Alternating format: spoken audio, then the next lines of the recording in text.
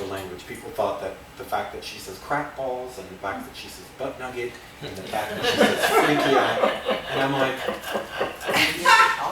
middle schoolers are dodging the bullets of AR-15s. Yes. And you're coming after me for using the word butt nugget. Yes. Really? Yeah. Like, do you understand what is actually happening to this age group in today's day and age? You know, give them the stories that they need.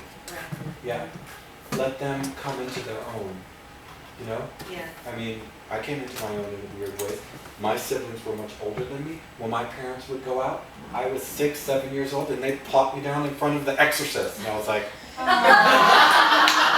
The Omen, Halloween, Nightmare on Elm Street. I'm like 11. You know what I mean? Yeah. But I needed it for some reason. Yeah. I got it. Right. I understood it. I understood what it was about. Yes. The monster and the monster inside of you and what you're fighting and the final girl and all of that stuff. Yeah. I got it. Right. And I wouldn't have gotten it if it were not for the fact that I was exposed to it so early on. Yeah. So. You just have to go back to fairy tales, my God. Yeah, fairy tales, the original fairy tales. They're savage. Yeah. Right. I mean, you know. And that's a very medieval way of saying, oh, okay, kid, it's a tough world. And here's Right. lesson number 1. Yeah. Did you have a question? Yeah, I actually had 2 quick statements and then kind of just a question for Tim. Hi, I'm Stan. You probably don't know me. I'm Andrea's mentor, or she's my mentor and everything like that. Oh, nice. Hi, nice to meet you. Thank you for coming. Yeah, of course. Thanks for having me. I'm really glad I came. So first off, I really love how Tessa's eyes are like the exact same as yours. So whenever I see her eyes, I kind of see yours. So that's one of the first things that I noticed, like just coming into this. So I just wanted to make that comment.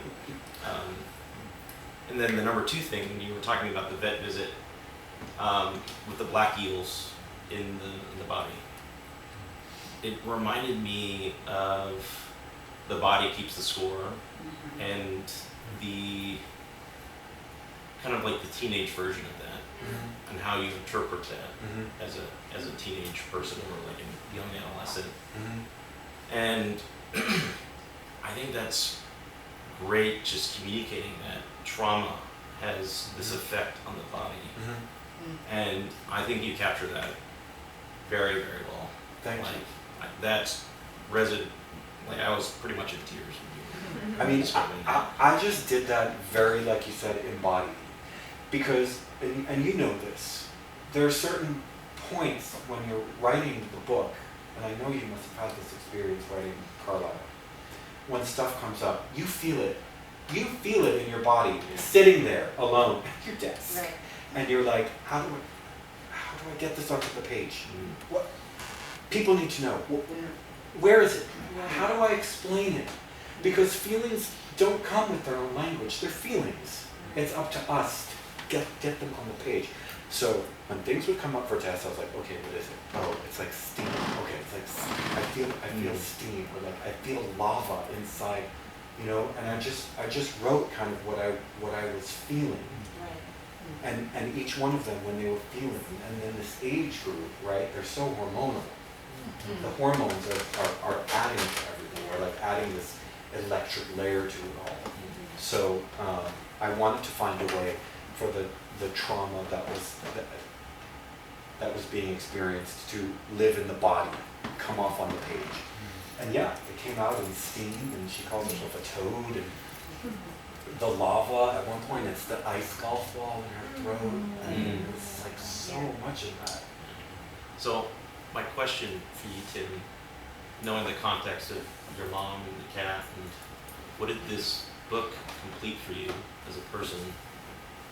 Like what did that, what was that for you?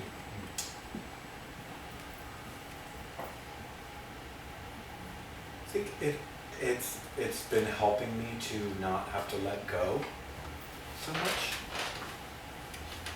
of the loss. I mean, it's a little weird because the Grim Reaper really loves me. I've actually lost a lot of my family. It started with my mom, but it's gone on. All that's left of my family is me and my 2 eldest siblings. So Grim comes around. I'm always a lot of my life. So I think just as an exploration of how to transcend death and not let it, get me down, because I'm actually a pretty alive person. And explored it and transcended and just kind of figure it out. I mean, what I love about Tess is that she really takes the bull by the horns. She takes care of everything that needs to be taken care of. Even when she, toward the end of the book, when she is so sick, she has a fever, she can't even function. She's like, we gotta save her.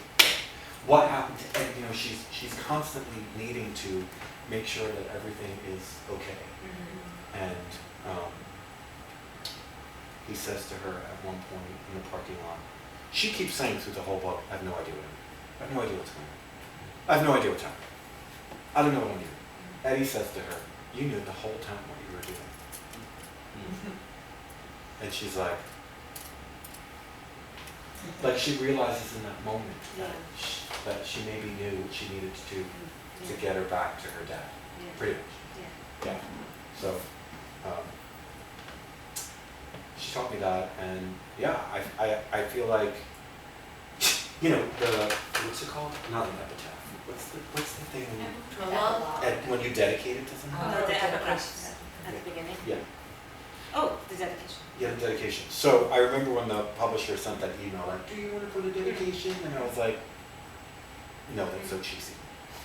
Who am I going to dedicate it to? Right. It's like so, like, I don't know. It's just something about it just felt so corny. I was like, no, I'm. I love that you're like, that's a oogie. Yeah, I was like, I'm just gonna be badass and not dedicated to anyone. And then I dedicated it to my mom. Weirdly, it's like I remember I kind of woke up in the middle of the night. I think I was peeing, and I was like, I saw it. And I was like, is that gonna be so cheesy and dumb?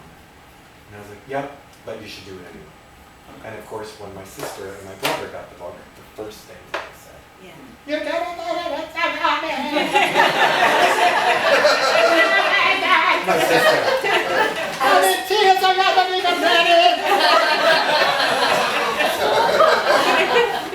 I was just gonna ask that, but you were heading in a different direction. I'm like, oh, I'm gonna hold back on that. You came full circle. But how did your siblings respond? Yeah, I mean, I think it's hard for them. I think it's really hard for them. But again, in the end, it's so hopeful. Yeah. It's so healing. And a lot of middle grade and YA doesn't want to do that. Some of them want to be really dark and especially in sci-fi and fantasy, that whole sort of Game of Thrones thing. Right. It's just like murder, murder, Right. beheading, Right. and wait till next year is book 2. Right. Right? Yeah, there's a lot of that uncertainty and certain darkness.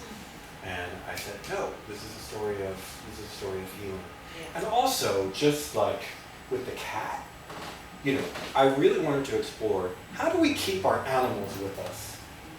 Because I think it's the terrible law of the universe that they only stay with us for the short amount that they do. That's not right. That's not okay. Yeah. Dogs, 15 years? No, dogs 12 to 15 years, cats 14 to 17 years. Yeah. What's that bullshit? So in this, I was like, I'm going to make it so that Alice stays forever. And she can always visit her and stuff. Yeah. So that was another thing that I was exploring. And I think a lot of that came up through the Dark Materials, Yeah. right? Yeah. Because that's your soul. Right, exactly. Yeah. Shay? First of all, this is the Nichols and May marriage. I didn't know. I didn't know I needed. Thank you for that. Selfishly, I didn't know so much of the book was cut out, and you referenced To Kill a Mockingbird and another book that was completely